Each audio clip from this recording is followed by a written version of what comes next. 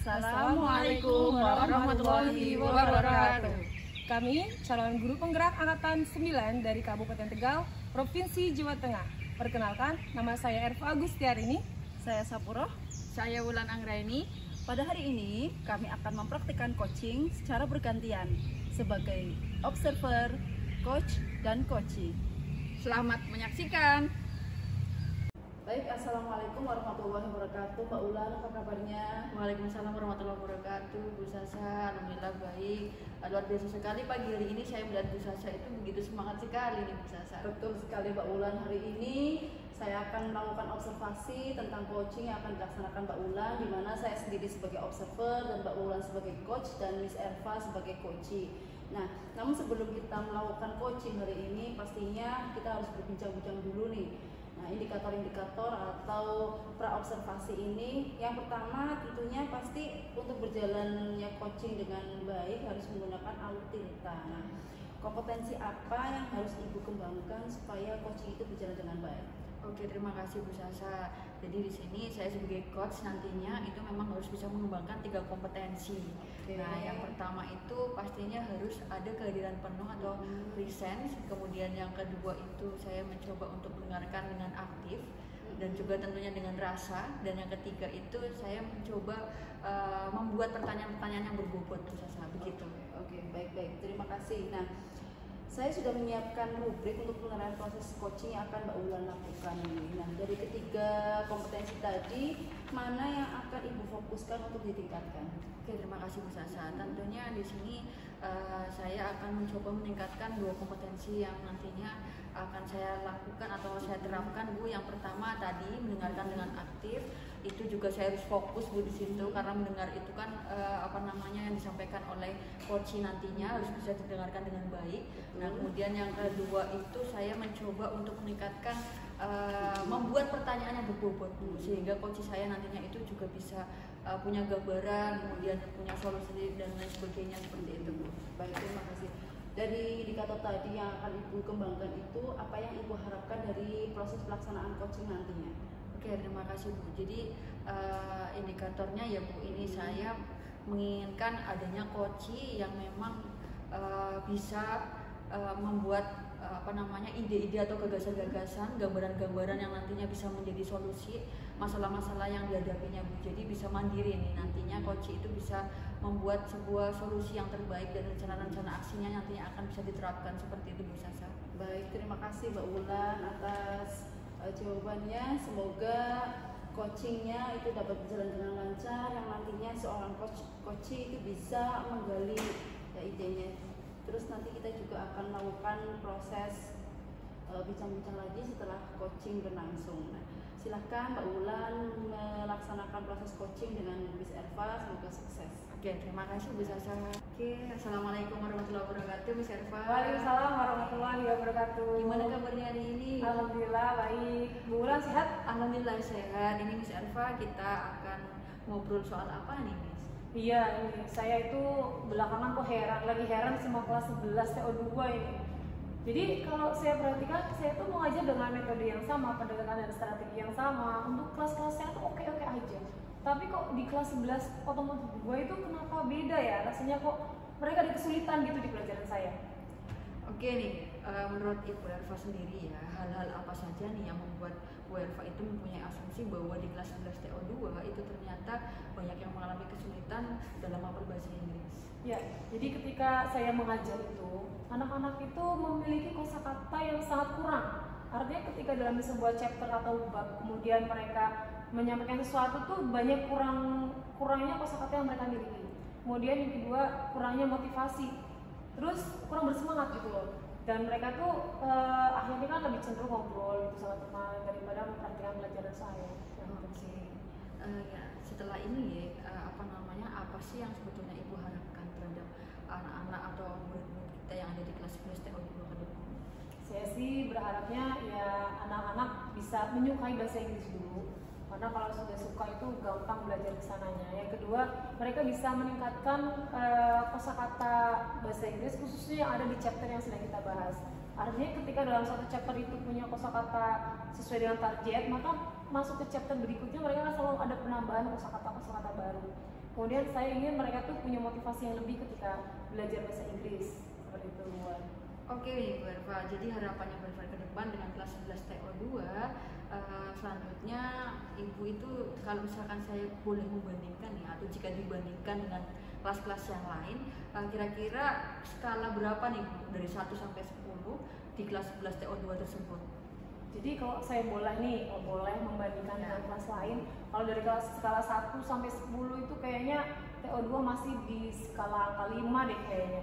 Oh alah, berarti masih di angka 5 ya? Iya, betul. Oke, kalau target Ibu sendiri nih, inginnya 11 TO2 itu berada di skala berapa? Kalau saya ya gak usah muluk-muluk deh, TO2 sampai dengan skala 8 aja dulu, itu target saya. Oke, untuk dapat sampai di skala 8, tentunya kan pasti ada yang akan Ibu lakukan nih terhadap kelas tersebut. Kira-kira apa nih Bu untuk mencapai skala 8 tersebut? Ya, kalau saya mengevaluasi diri itu sepertinya kan metode belajar kelas lain belum tentu pas untuk kelas itu ya.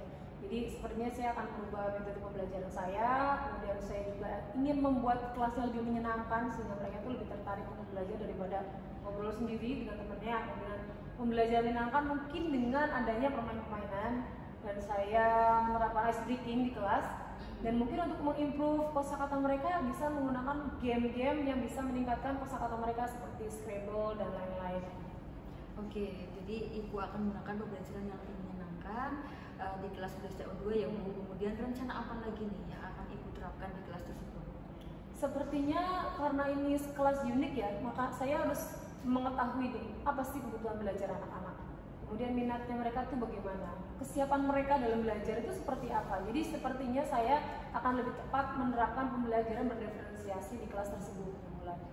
Oke Bu, dengan penerapan metode tersebut harapannya ada perubahan pada motivasi murid ya Bu. Seperti yang Ibu katakan tadi, menurut Ibu sendiri nih setelah melakukan percakapan dengan saya, ya jadi mungkin akan lebih bersemangat lagi ya Bu. Ya, ini kira-kira nih, menurut Ibu rencana apa sih yang akan Ibu rencanakan setelah Ibu lakukan tadi metode tadi dalam waktu dekat? Kalau dalam waktu dekat itu yang paling bisa saya kerjakan adalah yaitu metode belajar saya, metode mengajar saya yang utama. Yang kedua, strategi saya ketika mengajar mereka yaitu dengan kelas yang menyenangkan, kemudian menerapkan permainan-permainan yang bisa mereka enjoy tapi sebenarnya sedang belajar di situ. Dan untuk meningkatkan motivasi, mungkin ada penguatan-penguatan yang bisa saya sampaikan di sela-sela pembelajaran. Mungkin secara emosional mereka juga ditanggung treatment kan, seperti itu.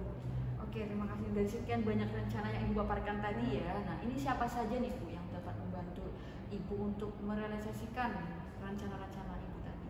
Karena rencana saya itu melibatkan sarana prasarana ya. Mau nggak mau ketika saya sedikit, ketika saya kemudian ada permainan game itu harus ada LCD, ada layar.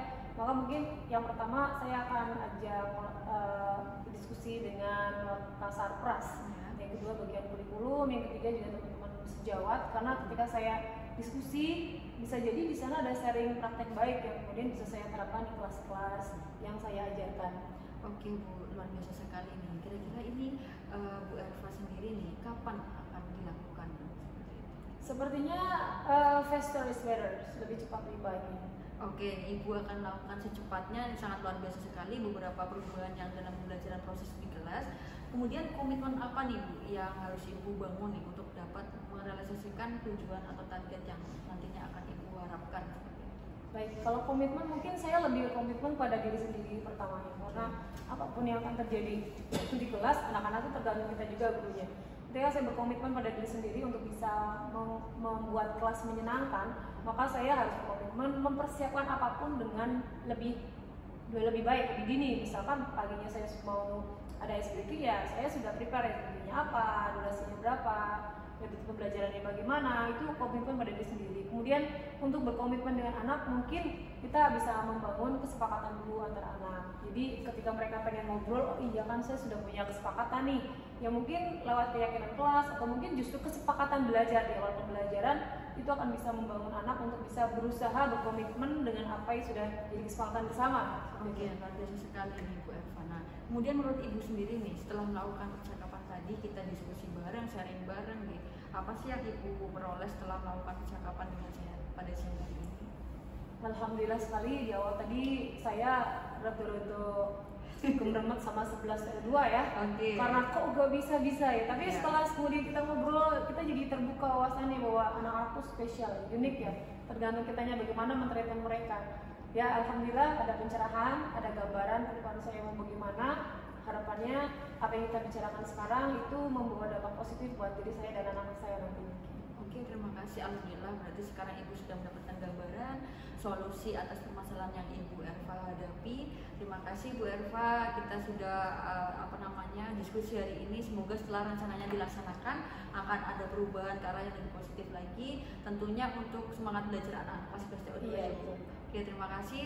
Lain kali nanti bisa untuk evaluasi ke depan Bu, kita diskusi Siap. lagi. Iya, Pak Ulan. Oke, Terima kasih sekali juga waktunya. Oke, assalamualaikum warahmatullahi wabarakatuh. wabarakatuh. Oke, terima kasih. Alhamdulillah proses coaching juga berjalan dengan lancar dan tadi saya mengobservasi pelaksanaannya sudah sangat memuaskan sekali dan sangat mantap sekali. Nah, bagaimana sih Mbak Wulan itu menilai performa Mbak Wulan itu sebagai coach?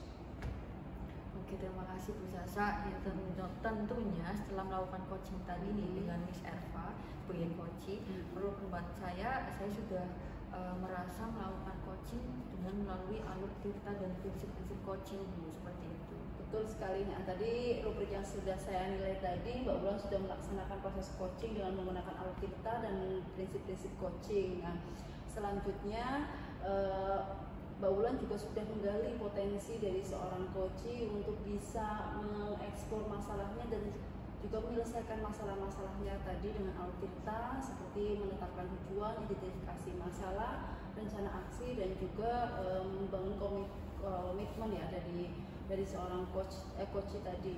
Nah, menurut Mbak Wulan tadi setelah mendengarkan hasil pemaparan saya ini, bagaimana menurut Mbak Wulan? Apakah pendapat saya itu benar atau gimana?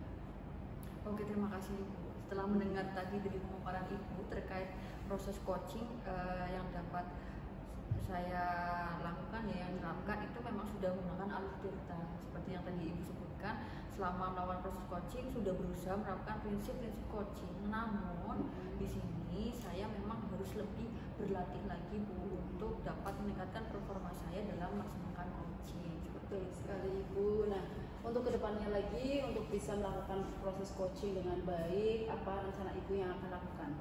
Oke, di sini saya tetap akan selalu berusaha memperbaiki diriku dan meningkatkan performa saya sehingga dalam melakukan coaching kepada teman sejawat di sini sehingga saya dapat semakin memberikan manfaat kepada rekan-rekan sejawat tentunya seperti itu. Baik, terima kasih Mbak Wulan. Saya yakin dengan selalu kita berlatih dan juga terus berkolaborasi dengan rekan sejawat, maka kita nantinya itu akan semakin mahir menjadi seorang coach dalam melakukan coaching baik dalam supervisi akademik maupun menjadi coaching pada murid kita sendiri sehingga pembelajarannya itu dan tujuan pembelajaran akan berjalan dengan baik. Terima kasih atas waktu yang diberikan.